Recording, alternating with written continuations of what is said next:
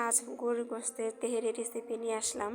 কী মশলা দিয়ে রান্না করলাম সেটাই আপনাদের সাথে শেয়ার করব। আসসালামু আলাইকুম, কেমন আছেন সবাই? আশা করি সবাই ভালো আছেন। Welcome to my another blogs. এইখানে কী বাটা মশলা নিয়েছি: আদা রসুন বাটা, পেঁয়াজ বাটা, মরিচ বাটা, কাজু বাদাম কিশমিশ এর সাথে বেটে নিয়েছি, পোস্ত আর বিরিয়ানি মশলা বেটে নিয়েছি। আর এইখানে পেস্তা বাদাম আর আমানা আগেরই পেস্ট করা ছিল, ফ্রিজে সংরক্ষণ করা। আর এইখানে গুঁড়া দুধ আর লিকুইড দুধ দুইটাই একসাথে নিয়েছি। কিশমিশ, আলু বোখরা, গরম মশলা, টমেটো সস। এইখানে রাঁধুনি রেডিমেড বিরিয়ানি মশলা আর কেওড়া জল দোকান থেকে কিনে এনেছি। আর ঘি লাগবে। আর এখন এক এক করে সব মশলাগুলো একসাথে দিয়ে মিক্সড করে নিব। সবার মনে হবে যে আমি এখানে 2 রকম বিরিয়ানি মশলা নিয়েছি কেন। কারণ বিরিয়ানির বাটা মশলার টেস্ট আরও ভালো হয়, তাই বাটা বিরিয়ানির মশলা দিয়েছি। আর কিনে আনা রেডিমেড মিক্সড বিরিয়ানির মশলা অল্প দিয়েছি। দুইটা একসাথে দিলে আরও বেশি টেস্ট হয়। আমি আমার মতো রান্না করে এই রেসিপিটা নিয়ে আসছি। এরকম করে কে রান্না করে খেয়েছেন জানাবেন। আমার ভিডিওটি ভালো লেগে থাকলে অবশ্যই ফলো দিবেন, লাইক কমেন্ট করে পাশে থাকবেন, আর বেশি করে শেয়ার করে দিবেন। আর ইউটিউব চ্যানেল থেকে দেখে থাকলে অবশ্যই সাবস্ক্রাইব করে দিবেন। এইখানে সব মশলাগুলো দিয়ে দিলাম। এখন ভালো করে মিক্সড করে নিব। কিনে আনা বিরিয়ানির মশলা এখানে দিইনি, গোশত কষানোর সময় তখন দিয়ে দিব। এখন পাতিলে বেশ কিছুটা তেল ঢেলে দিলাম। 2 কেজি পোলার চালে এখানে হাফ কেজি তেল লেগেছে। এবার পেঁয়াজগুলো দিয়ে দেব। বেশ কিছুটাই দিয়েছি, কারণ কিছুটা বেরেস্তা করে উঠিয়ে নিব আর কিছুটা পাতিলে রেখে মশলাগুলো ঢেলে দিয়ে কষিয়ে নেব। আমার এই তেহেরি রেসিপিটা বাইরের রেস্টুরেন্টের থেকে ব্যতিক্রম কিছুটা নয়, আমার কাছে ভালোই লেগেছে। আর আমার থেকে আমার 2 বাচ্চার আরও বেশি ভালো লেগেছে, আরও বেশি পছন্দ করেছে এই তেহেরিটা। এখন বেরেস্তাগুলো উঠিয়ে নিচ্ছি আর কিছুটা পাতিলে রেখে মশলাগুলো দিয়ে দিব। আমার ভয়েসটা অন্যরকম লাগছে কারণ ঠান্ডা লেগে গেছে। শীত পড়েছে তো কম বেশি ঠান্ডা সবারই লেগে যায়। ভয়েসটা ভালো নাও আসতে পারে, এই জন্য দুঃখিত। পাতিলে কিছুটা পেঁয়াজ বেরেস্তা রেখেছিলাম, এর মধ্যে গরম মশলা দিয়ে দিলাম আর মশলাগুলো দিয়ে দিলাম। ভালো করে কষিয়ে গোস্তগুলো দিয়ে দিব। গোস্তগুলো আগে থেকে ঝরিয়ে নিয়ে গেছিলাম, এরপর দিয়ে দিলাম। গোস্তগুলো এখন কষিয়ে নিব। জানেন তো, কোনো রান্নায় মশলা কম দিলে রান্নাটা ভালো হয় না।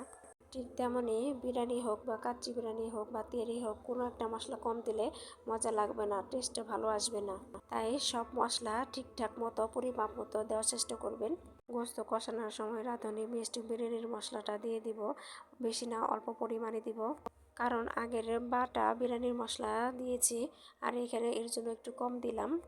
এখন ভালো করে নেড়ে চেড়ে কষিয়ে নেব আর গোস্তটা সিদ্ধ করে নিব। এখানে 2 কেজি পোলার চালের জন্য 2.5 কেজি গরুর গোস্ত নিয়েছি। যে কোনো বিরিয়ানিতে পোলার চালের থেকে গোস্তের পরিমাণটা একটু বেশি নেওয়ার চেষ্টা করবেন।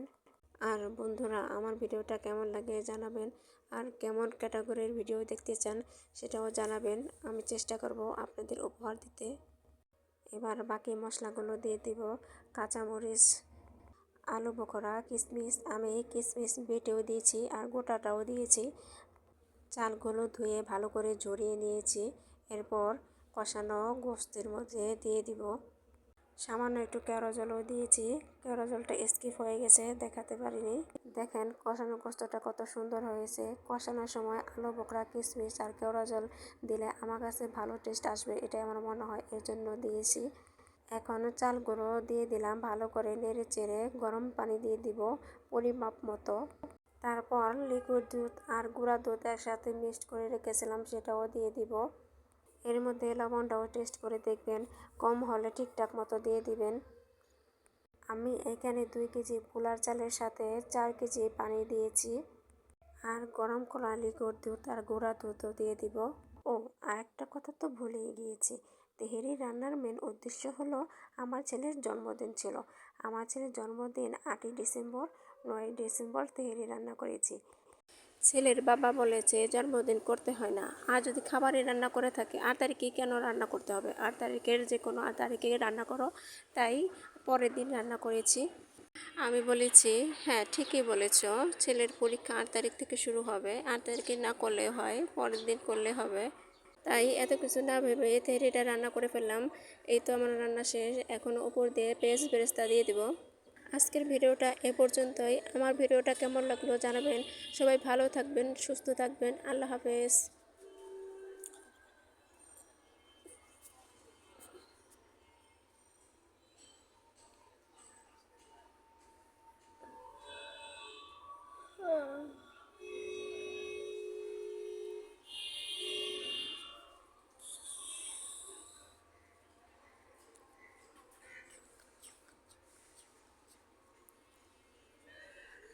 আল্লাহ হাফেজ।